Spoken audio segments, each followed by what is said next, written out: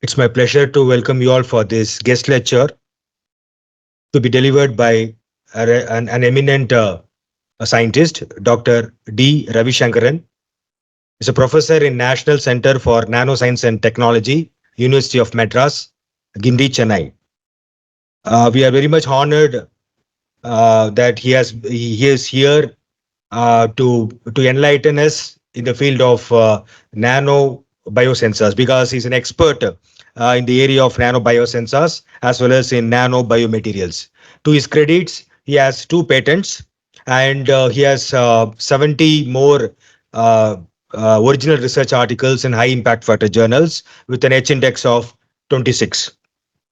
So before joining the University of Madras as a professor, is having a wide exposure globally by availing several fellowships, namely JSPS Fellow Japan, JST Fellow Japan, BK21 Fellow, and as a noteworthy, he was a CSIR SRF India Research Fellow, through which he could get an opportunity to work in various laboratories, uh, Kyushu University, Japan, Utsunomi University, Japan, University of Missouri, US, and the Pusan National University, South Korea. So he is a man who is having a great exposure, who has worked in across east to west, especially in the area of nanobiosensors. So if that is the case, we are very much fortunate enough that Dr. Ravishankaran sir is with us to deliver the lecture on nanobiomaterials for food and agriculture technologies. With this note, I welcome sir. I think the outset, my sincere thanks to the other department and other faculty members for giving me this opportunity to interact with you on the topic, which is, of course, very much familiar to all of you because we are all nanotechnology and agriculture people. So, taking more, I don't want to take more time on introduction, but still, just want to see that share some aspects of nanobio. We can discuss about how nanotechnology, how to combine any nano and biotechnology, we can things to the food and agriculture. Already we have established the material for electronics applications that we are enjoying with our mobile phone. But in the case of food and agriculture, the area is very huge. In the case of healthcare, we are talking only our body, our blood. Same concept is to be there. Diagnosis, understanding the disease condition, and then the treatment. That means the release of fertilizers or pesticides. But that at the body level, yes, easy because it's confined. But when it comes to the field, especially with respect to the food and agriculture, we need to do a lot of things. The food is our everything, your health, our economy. The economy of every country and any country depends mainly on the health of the people. The health of any person depending on what food is taking. So food is a central factor for all of us, giving us healthy, making us healthy. And for the food to come to your plate, it is to come start from the seed. So many processes to be taken care. From the seed, plantation, and then taking care of the seed, and then first stage, second stage. Normally, any food may take 3 to 4 months or 5 months, depending on the crop.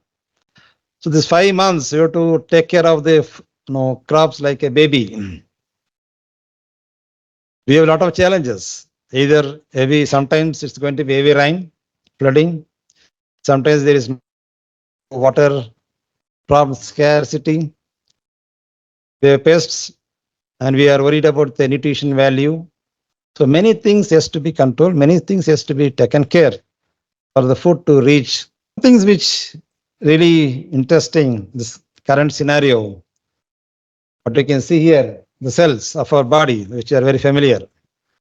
The next one I'm showing you the cell phone. These two are making our life now. You cannot imagine a life without mobile phones. It's very, very tough for us in today's life without mobile phones. Cells, of course, the essential part of our body. Do you know what is the amount of cells we have in our body? Normal human being.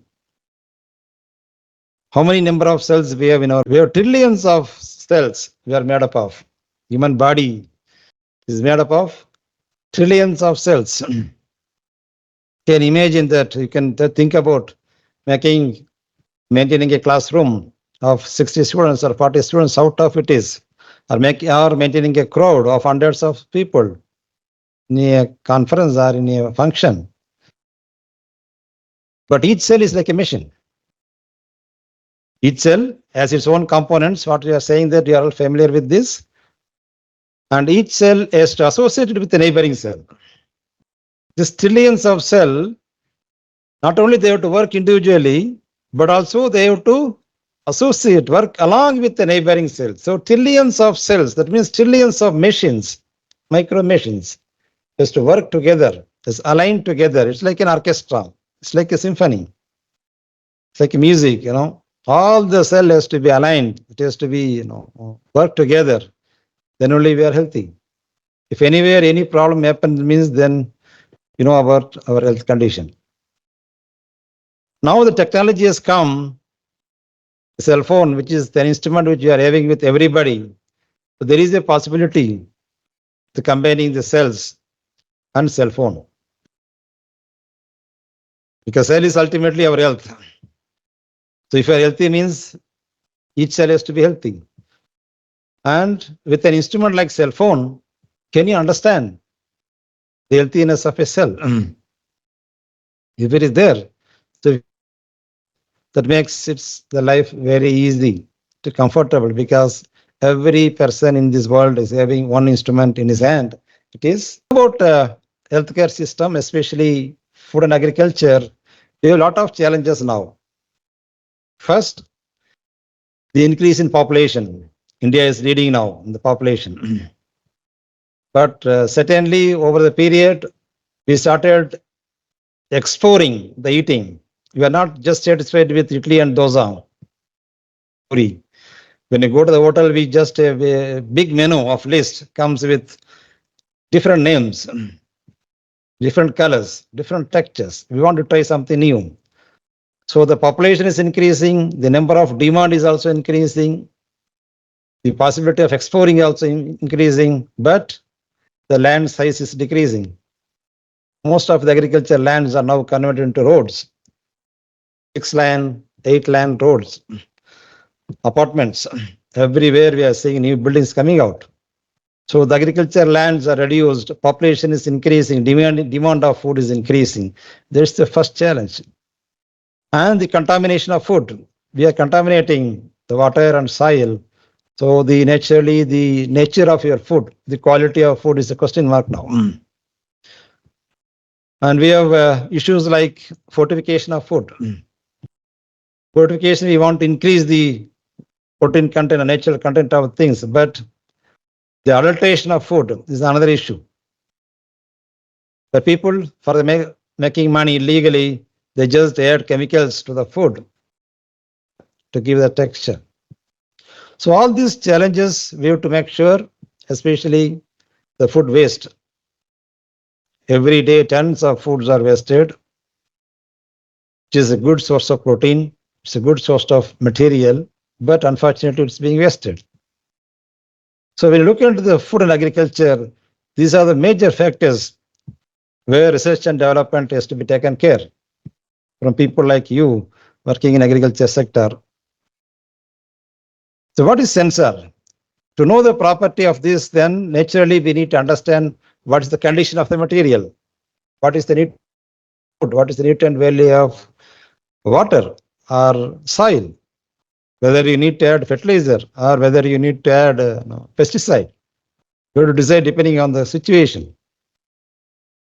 So we need sensor in almost all the areas to understand the soil, seed, food, pesticide, adulterants, and plants. Yes, when the biorecognition element in sensor means it involves recognition and transduction. I think you're all very familiar to the subject. Your syllabus contain all this. Now, if the recognition material contains a biomolecule, we call it a biosensor. Now, what's the specialty of biomolecules? Why we need to go for bio? It's very expensive. Antibodies and enzymes are very expensive. Then why you need to go for a biosensors, biomolecules? Very good. Because all the biomolecules, which is or biochemical reactions, what is happening in our body is highly specific. You see, an antibody, if our body produces an antibody, means there is some toxins which entered our body naturally. Our body produces antibody. Depending on what food you take, the amount of enzyme, the nature of enzymes, produced. So the action of any biomolecule, a biomolecule reaction is always highly specific. When you go to the very specific interaction, recognition, naturally the sensor should be highly effective. So once we have the sense recognition, means naturally the transduction part. Transduction we can go with electrochemical, piezoelectric, optical, and thermal based analysis. That we are familiar with that. So what is a biosensor? It's a simple example I want to explain the component of a biosensor. For example, if you take a virus, because we are very familiar with this virus for the last few years ago, the coronavirus. So here coronavirus is an analyte. That means it's an analyte means which is what we want to detect. And where it present? Maybe in blood, water, urine, sweat. There are many media. In the case of coronavirus, it may be present in the saliva. If you take glucose, it may present in blood, urine, or in your sweat. If you take metal ions, it may present in water or soil. So that is the medium where you find that material present. And then recognition. So there should be, for example, if an antibody is in, remember, you need an antigen, antibody. That reaction we called immunoreaction. The amount of the compound, the signature compound is going to be very, very small. For example, patients like cancer patient, at the stage 1, first stage, the amount of the cancer biomarkers available in the body is going to be very, very small. That's why we are not able to detect when not the early stage of cancer. Most of the time, when you start detecting the cancer, means it's probably it may be third, stage 3 or stage 4. By the time it's already started damaging very much.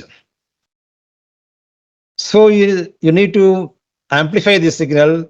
So you can use an amplifier. So analyte, sample, recognition, and then transduction followed by amplification. So when you want to develop a biosensor, means all this concept, you can work with any concept, any of these factors. This picture, what is your comment with respect to sensor? So here the person is sensing, doing some sensor application, sensing your what is doing here. One is measurement of your temperature, other one is oxygen level. The person who is doing this work is neither a doctor nor a nurse.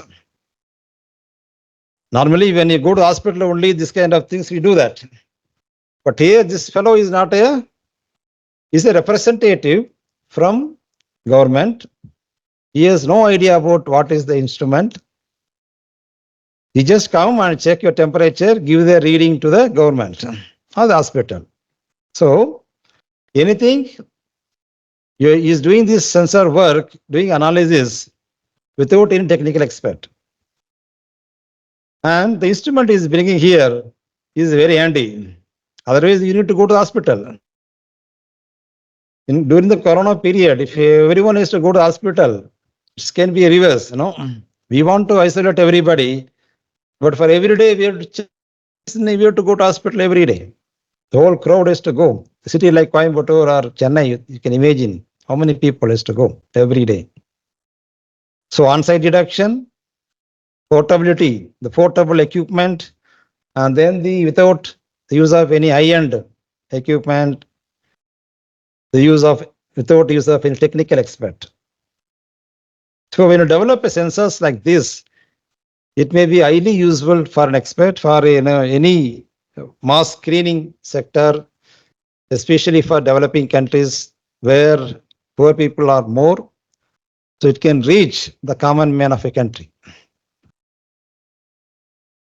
That's what WHO is recommending in affordability, sensitive, specific, user-friendly, and then rapid, equipment-free, and delivery to the patients. So if you want to develop any sensor for any kind of application, these are the major criteria that is you have to keep in mind, that the sensor should be reach or affordable to the common man. It should be on-site application. Now this what we are talking about, the biorecognition. So now if you want to develop a sensor, because you are all research scholars or student, you want to develop a sensor, means the major thing involved is that how to immobilize a biomolecules on the sensor surface. There is a biorecognition molecule. Now you need to immobilize on the sensor.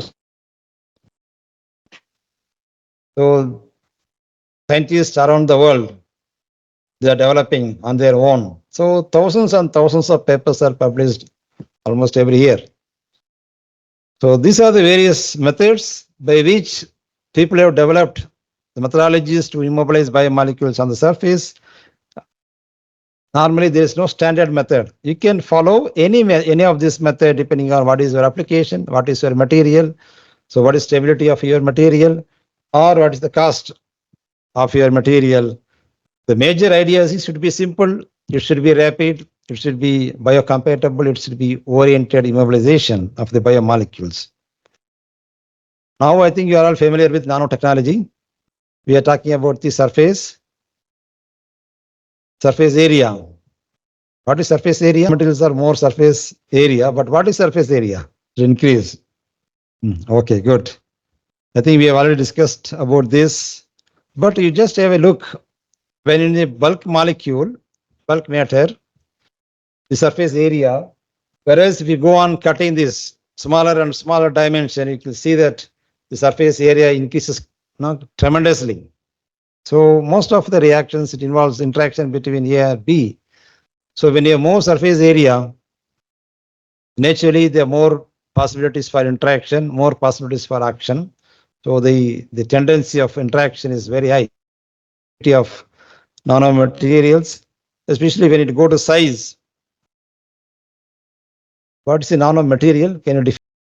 Good. Any material of any one dimension at least should be in 1 to 100 nanometer. That is any nanomaterial. Now the specialty of this is this, because when you go to the nanoscale, it's almost comes into the range of atoms or molecules. That means it's very, very energetic, very active. So a small variation in the size and shape of the material will lead to a very big changes in the surface, in the morphology, or the properties of the material. The physicochemical properties of the nanomaterial change extensively, tremendously, even for a small variation in the size and shape. This property is highly explored in the case of nanotechnology to develop new material for new applications. Because we are dealing with the matter at the atomic scale. So base, if you explore that property, you can develop any new material of desired structural variation or desired functionality. That's the beauty of this. The simple example you can see here, these are all nanostructures of silver. So each nanostructure, the only variation is the shape. We just change the shape of the material. One is sphere, rectangle, triangle, and wire. Just by changing the shape of the material, even though the original material is nano wire, nano silver, prepared from the same silver nitrate, but see the difference, the property variation.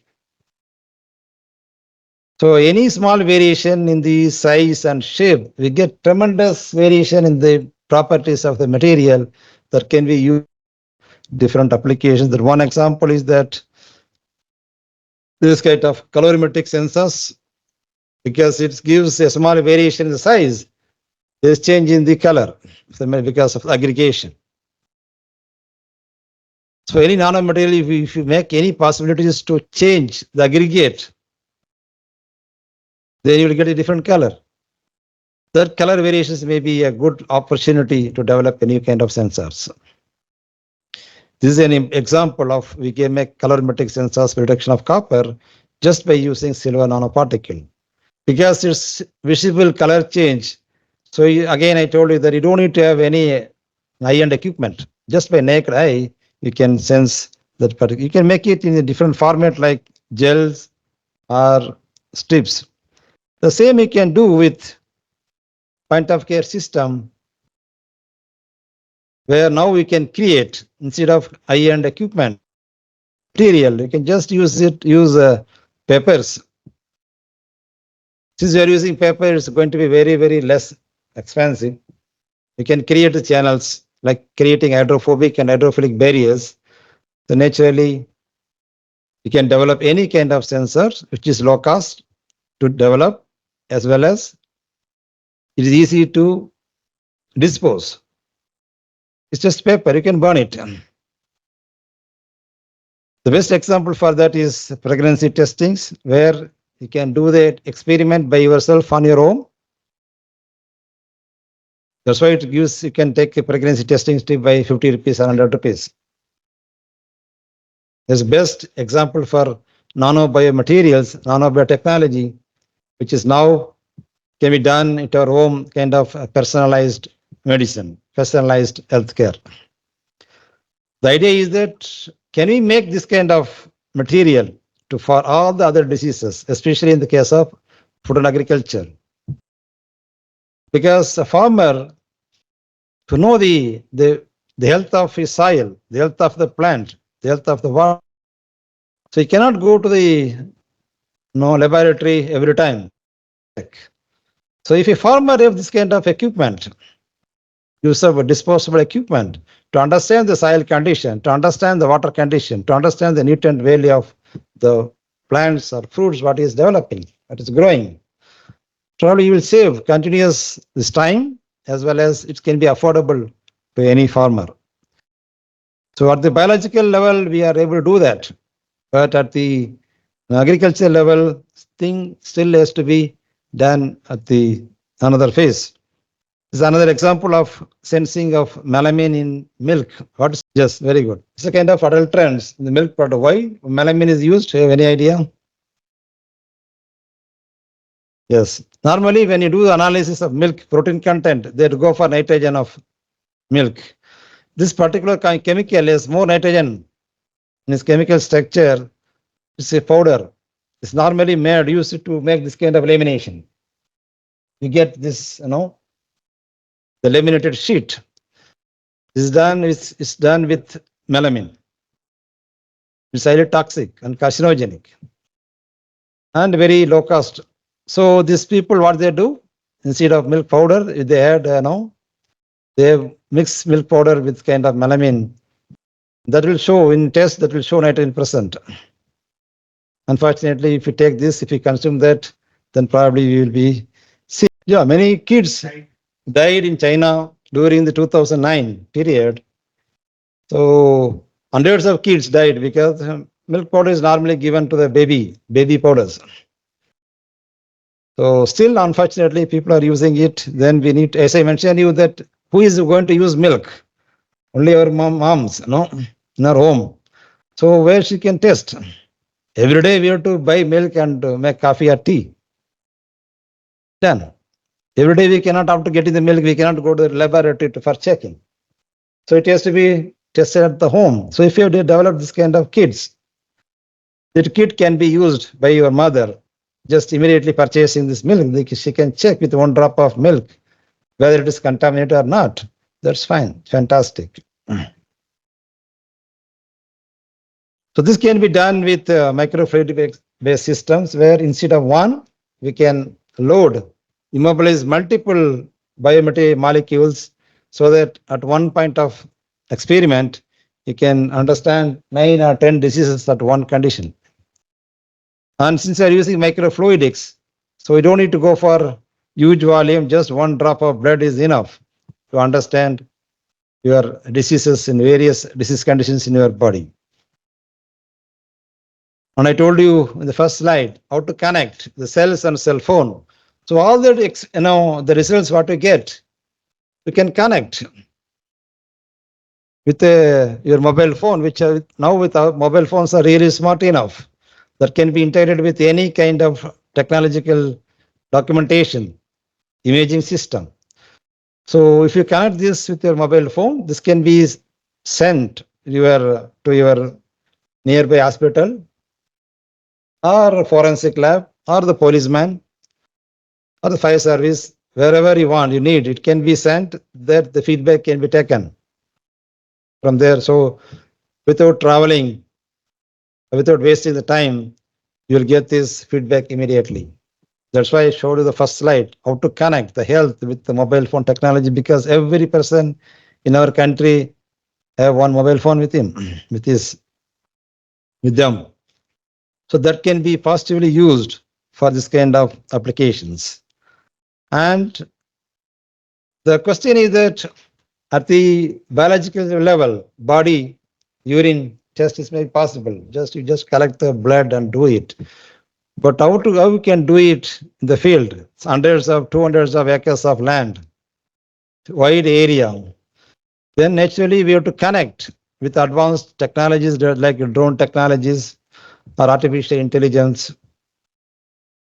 So we have to integrate all the advanced technologies. By the way, we can identify the survey of the nutrient content, whether it needs the fertilizer or whether it needs the pesticides, that can be monitored and can be delivered as per the requirement. In the case of wearable sensors, again, now we are having wearable sensors when you walk. So your watch will show you traveled, how much you have walked, how much of energy you have burnt every day. But when it comes to the plant applications, still we have the opportunity at the individual level. We can connect to the plant, the leaf, to identify the nutrient value of the leaf. When we make the variable, then you need to be have this your material in the film form or the ink form, which has to be coated onto the substrate, or membrane form or fiber form. So all this can be done at the laboratory scale. Then you have to be scaled up for this kind of applications.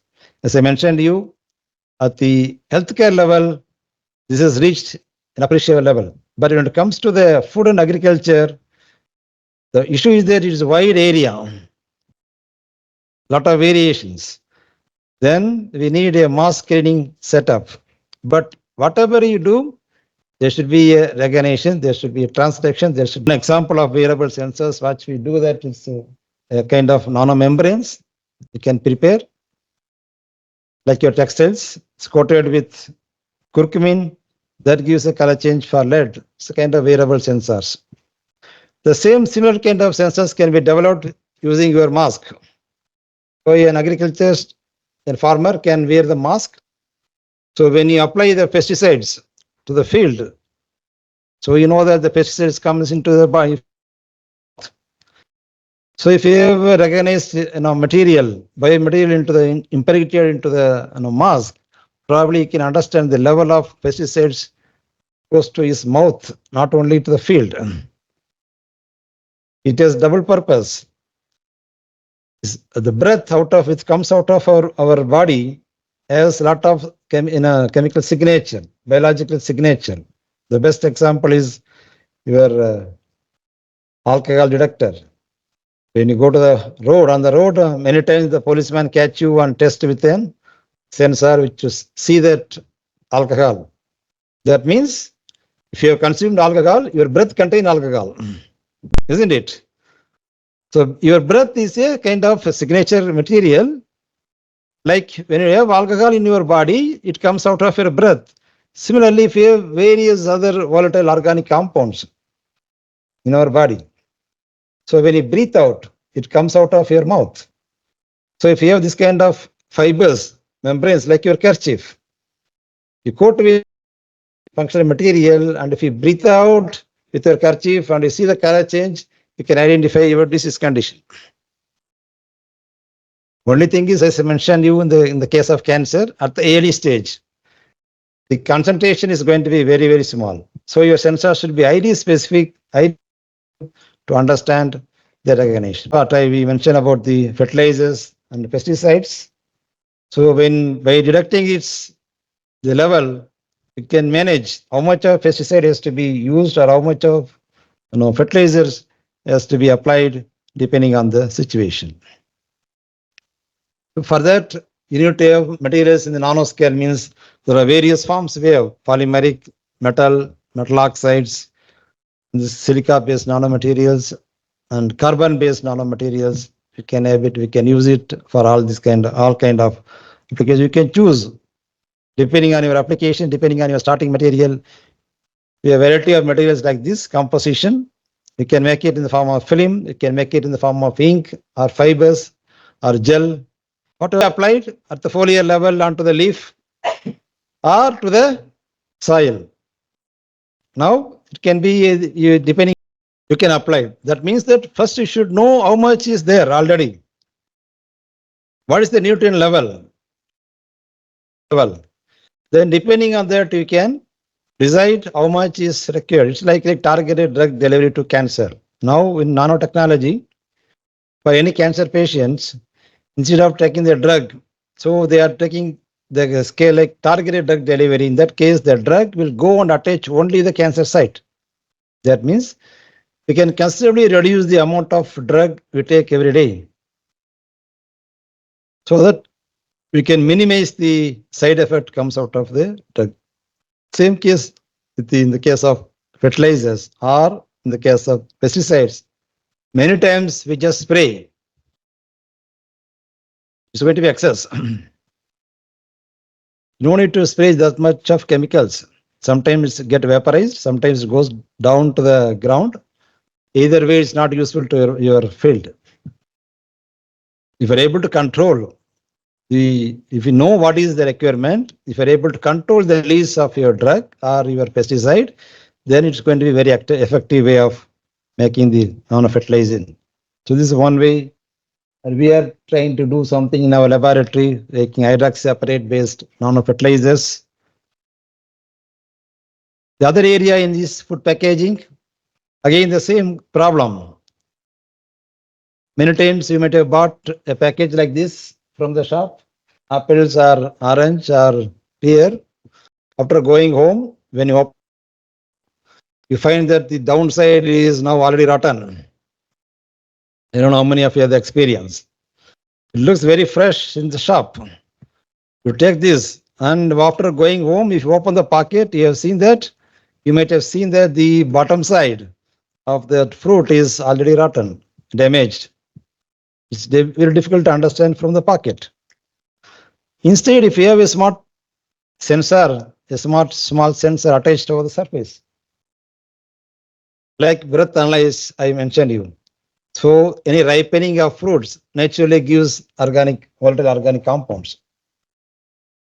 So that will give the nature, the quality of your food or your fruit. So depending on the color, you can identify whether this is in the normal stage or this is in the rotten stage. So without worrying about the conditions of the packaging. We call it intelligent smart packaging system. That again you can do with a very simple sensors. Of course, we can also use, instead of the regular plastic, you can go with the edible based plastics. There are natural plastics like cellulose, gelatin based plastics you can use. So it's not going to be a issue. There's a lot of work going on edible coatings. And then another one is the coatings over the fruits or vegetables to to delay the contamination. You might have seen with apples coated with wax. It's again the biggest challenge. That's why we normally recommend nowadays to don't eat this peel of apple, just throw it away. And instead, if you make this kind of nano emulsions or nano areas where you can coat with edible polymers, and you can have some sensor material which is not only a sensing part, recognition, but also maybe a nutrient. Any metal you can take. If you take a smaller amount, it's not going to be toxic. And if it give a sensor response, it can have it. It can be a food fortification also. Now, with the oven. If you go to oven shop, you may see many packets with colored pockets. They show that fortified milk, fortified, curd. That means they are giving so many materials. In addition to that, the regular food nutrient, they are trying to add more nutrients, especially iron as well as folic acid for ladies. They once they get married, so that can be taken care. It's $1 billion business because for when you talk about food, it's not going to be diminished. It's always the demand is more. So again, we can have just in this previous PhD Viva, the student discussed about the same non-emulsion system and this kind of food packaging system which shows the color change with respect to the pH. Simple chemistry. If you remember what you did in your plus two practicals, many of your practicals that involves ions that you need to add some salt, you will get a color precipitate. That's what your most of your PhD and say your plus two practicals. The same kind of reactions, we can just downsize the materials into nanoscale and develop sensors like this because there is a confirmed reaction. You get the confirmation of the metal by just complexation that gives the color change. The same color reaction can be used for this kind of material to understand. This is another interesting polymer you can see here. Starting with a polymer, start growing with color change and then finally disintegrate. We have not yet published this one. So this kind of polymers, you can develop smart polymers. The other area in food and agriculture is the waste management. Tons of kilos of food waste or agriculture waste are available every day.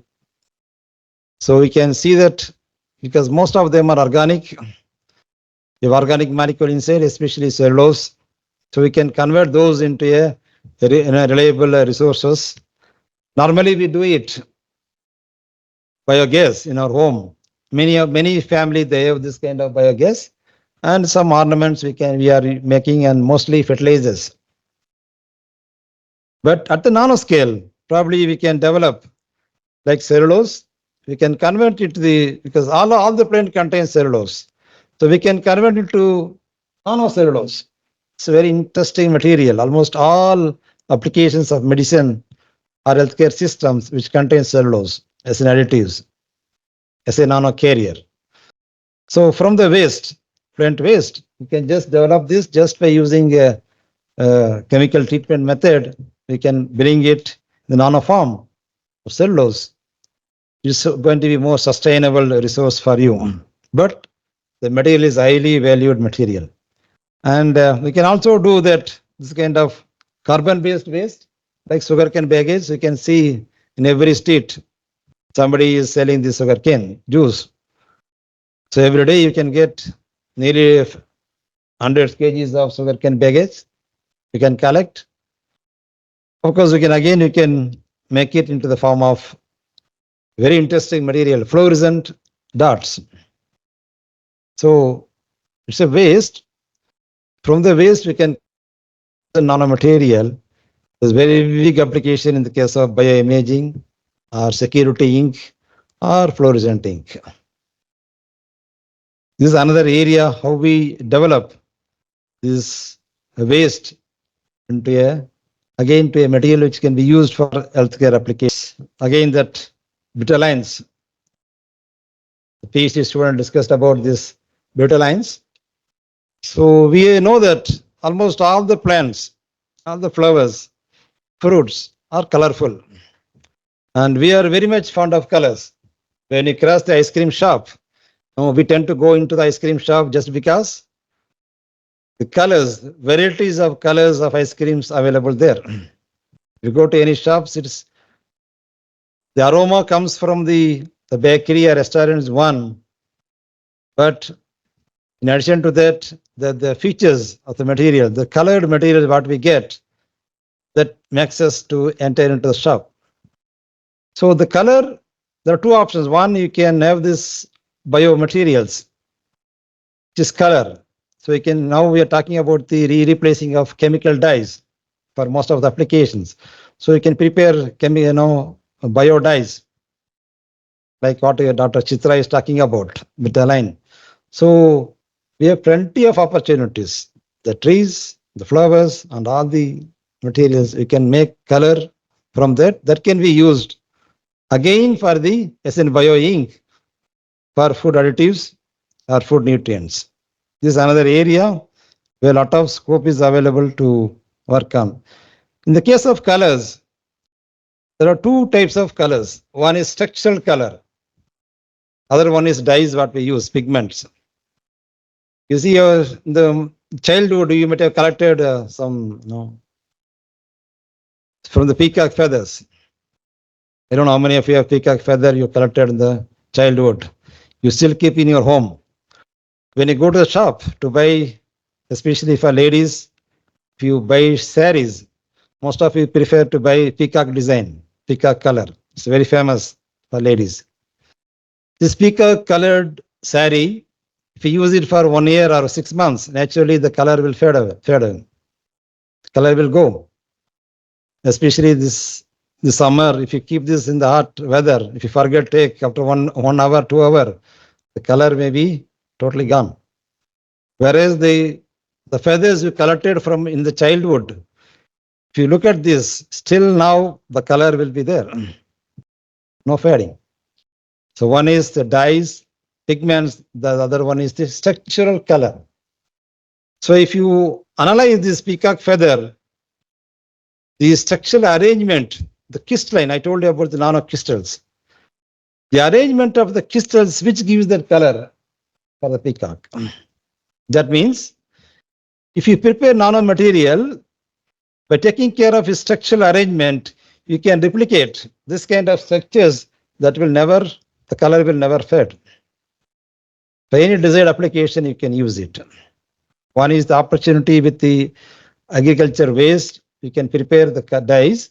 Other is that again with agriculture, if you waste, you can try something like I told you about this cellulose. Just the arrangement of structures from the waste. You can create this kind of structural colors which can go for a longer duration for different applications. So overall, what we need to do that we have nanotechnology, we have biotechnology. Now we are combining these two for healthcare applications, especially food and agriculture, means that we need to understand what is nanomaterial, how to control, and how to integrate with biomaterials. Then you have to combine this nano and bio. There is an interface, nano-bio interface, which can stabilize the material, which can give the new property to the material. Nanomaterial itself is highly active. It's a wonderful material. Now adding the bio features into that, that will give more opportunity for healthcare applications. Now, from the research point of view, if you want to develop nanobiomaterial, then all these factors has to be studied. Nanoparticle size and shape, surface area, energy and their interaction, and then aggregation, the receptor ligand interaction. If you do analysis of this, if you have any idea, if you take even one aspect of this, you can do brilliant. I told you about that use of this nano biomaterial in the agriculture and food. So some of them already in the market. I told you about that user-friendly equipments. So this kind of smart equipments you can use even at the domestic level to check the contamination of the food, to check the adulteration of the food. So more is to come to go move forward in this direction. For that, we need to have integrated approach like information technology, material science, biotechnology, computational science, cognitive science, and nanotechnology. If you're able to combine all this technology, a synergetic group work together, you can develop the sensors, the recognition system, and the after effect system for a huge scale of landscape area. The challenge with food and agriculture is, I told you already, is the huge area. For that, just with one small set of sensors is not possible. So you need to have, you have to combine all technologies like Internet of Things. So artificial intelligence, everything has to be combined. And probably you can make a well good design of system where you can identify the problem with the crop, problem with the soil, and immediately you can see that whether you want to distribute or we have to apply the fertilizer or we have to apply the pesticides. That has to be done simultaneously. That needs a lot of efforts. That's where you people are waiting in future the technology development. The government of India is looking the people especially working in agriculture universities because you know about the problem of the farmers and the how to go forward with the material science and applications in this aspect. This some of the work which we are doing in my laboratory. See that I told you about the functional mask. This can be used as a breath analyzer to understand, as well as the farmer can use it if there is an excess, toxicity comes out into his mouth, that can be identified. Either way, it could be used. So the simple experiment we say we detect for the aldehydes. So if your breath contain aldehydes, means you have lung cancer. So various volatile organic out of your breath correspond to some kind of diseases. If an ammonia comes, means you may be having some kind of kidney issues. And if you have alcohol, of course, policemen will find out. So your breath is really a biggest opportunity to understand. For that, a mask is a very big opportunity, a simple mask. And then this kind of wearable sensors, which wearable coatings for defense applications or the antimicrobial coatings for the wound healing applications, we can develop. This is something of wearable sensors in the case of electronic applications. In collaboration with Pricol company here, we tried something. This is another application, another project with Baba Atomic Research Center. We are trying to develop invasive blood pressure sensor for patients during surgery or during coma stage. The other one is with Department of Science and Technology. They are developing smart sensors, portable and user-friendly and disposable sensors for point-of-care detection of diseases. Another project from Department of Biotechnology, we developed nanocarriers for prostate cancer drug delivery. The same concept, what we have developed here for cancer application, the same could be used for field applications. Here, we are releasing a drug to the cancer site. In the case of food and agriculture, we release nutrient. There you need drug. Here you need nutrient or pesticide. You need to control how to release, when to release, how much to be released. That is where the research and development has to be taken care. So I hope that you got some idea about the opportunities that food-based nanoscience and nanotechnology, what we can in your life or with the opportunities. Especially, I know that the kind of facility you have in our center, one of the world-class facility you have. So make use of the facility, come up with big, good research, high-end research. You can definitely publish good work if you use these facilities very properly. Okay. Thank you.